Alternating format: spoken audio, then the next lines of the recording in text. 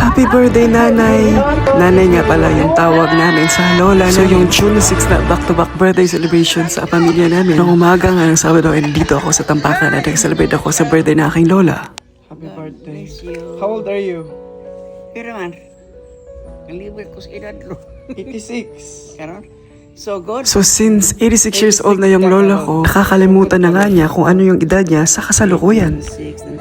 Kaya nga nagsabi sa akin na gumawa daw ako ng isang note at gawing wallpaper sa cellphone niya yung pangalan, edad at saka birth date niya para ma-remind siya. So ito na nga ang mga kaganapan sa selebrasyon ng kanyang kaarawan.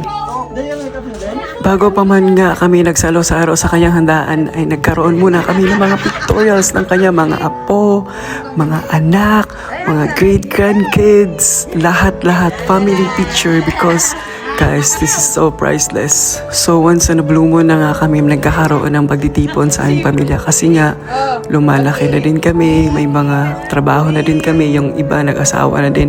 Unlike before, nung mga bata pa kami, palagi kami sa bahay ni Lola.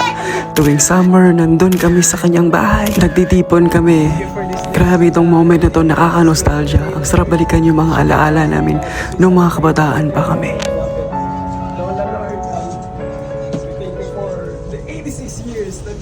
Us with her presence. Si nanay talaga yung naging sandigan namin.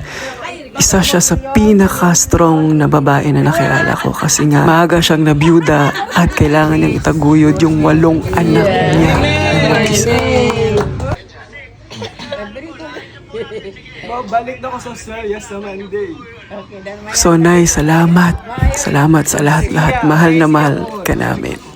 Bye-bye. Bye-bye.